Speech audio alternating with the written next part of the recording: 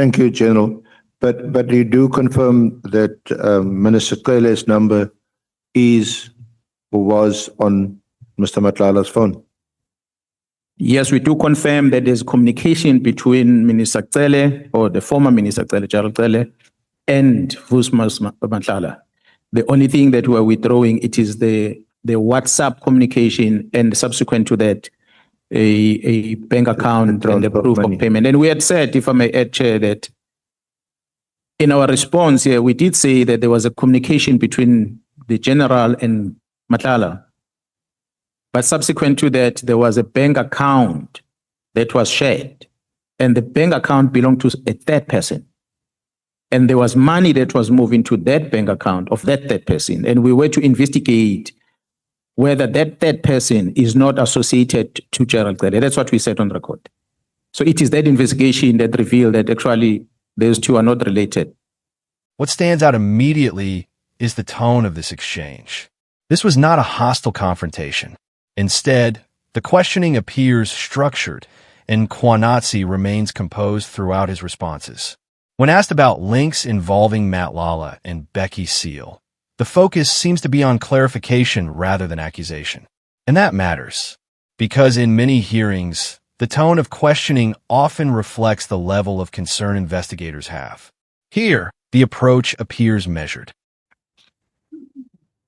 So, General, is that the part that you wanted to highlight for the purposes of this discussion about Minister Mchunu?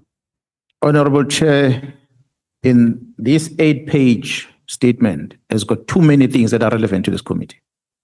Too many beyond this one.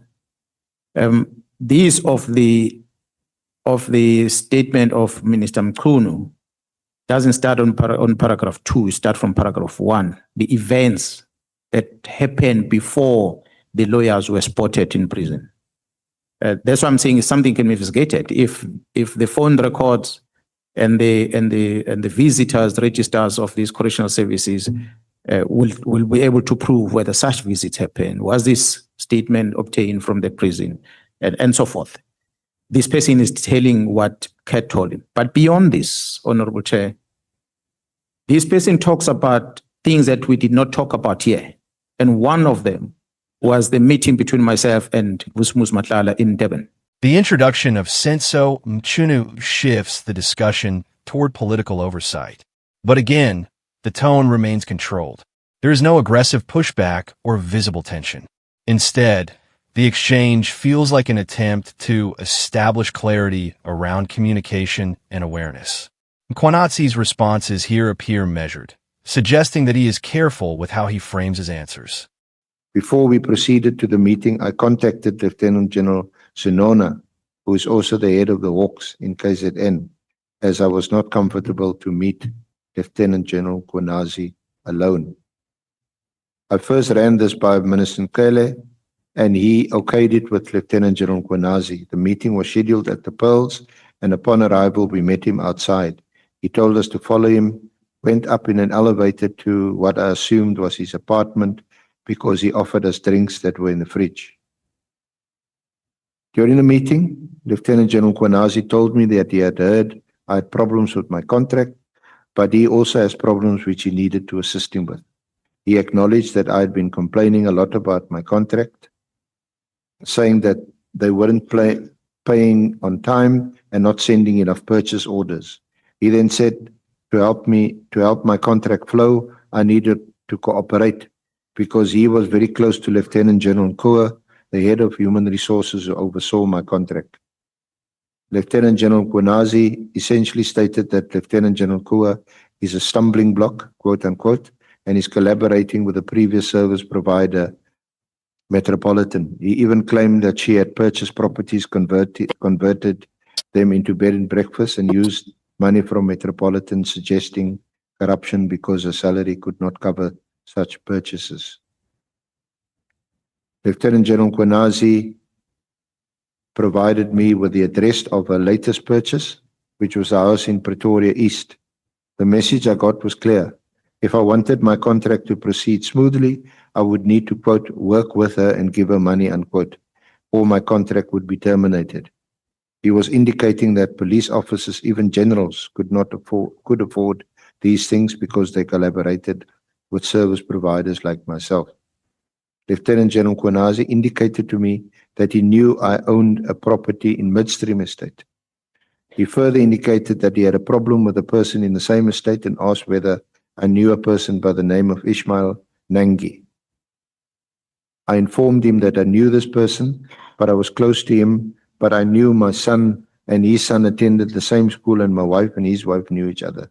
I informed him I would request my wife to set up a meeting with him. So the reason why I raise this is also, that's also one of the issues which you didn't raise before us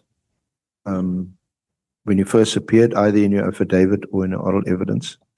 And so the question is, why didn't you do so? Do you dispute that such a meeting took place? We know from the evidence we heard, Mr. Matlala's evidence at Khosi Mapuru about this, and also General Senona's role in this. So this is also an opportunity for you to explain why you hadn't mentioned it in the first place, and what is your version of what happened there. Thank you, Honorable Chair.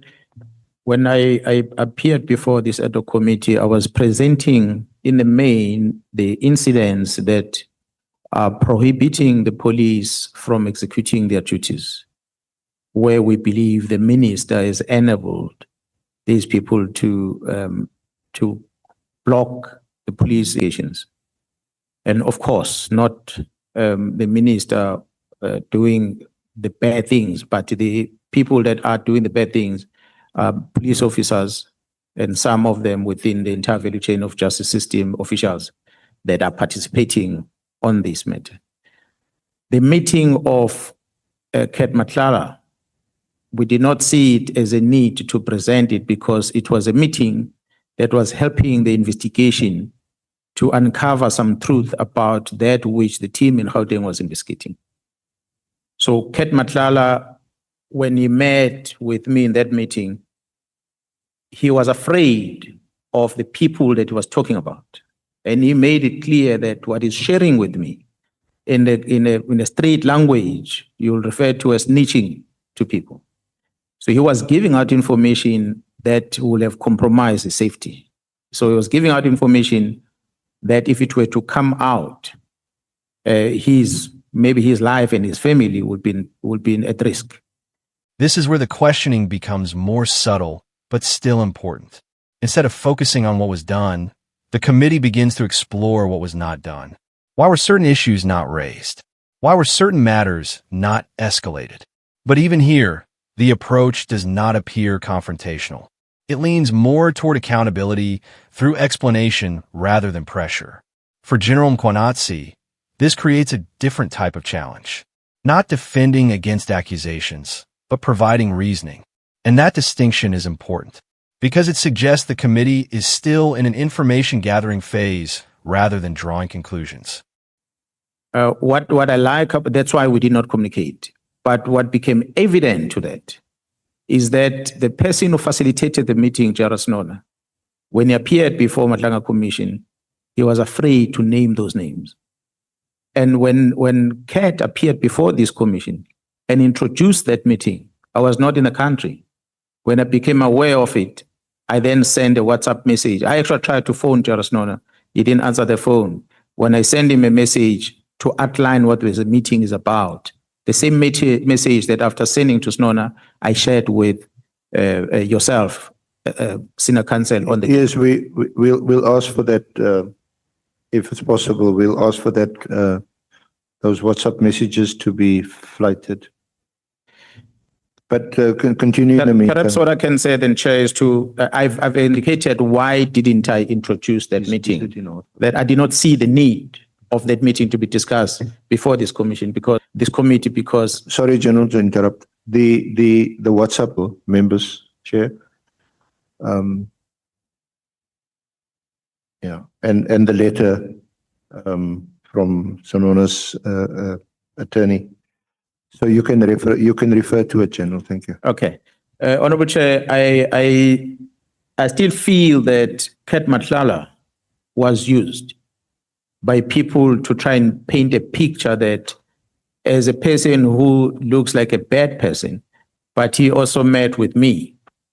And as a result, people will start questioning my credibility. I did not disclose the meeting, and I'm glad that he's the one that introduced the meeting, because the people he spoke about are subject to the investigation by the GCI Ops in Gauteng. By the end of this session, a clear picture begins to form. This was not a breakdown under pressure. It was a controlled exchange. The Ad Hoc Committee on Police Oversight appears to be carefully building its understanding of events, rather than aggressively challenging the witness. And Mkhwanazi's approach reflects that. He remains consistent, measured, and composed throughout. The key takeaway here is not confrontation, but positioning. Both sides are establishing their footing. The committee is gathering clarity, and Mkhwanazi is presenting his version of events without visible strain. As the process continues, the real test will come when these explanations are compared with other testimonies and evidence, because that is where the tone of the hearing can shift.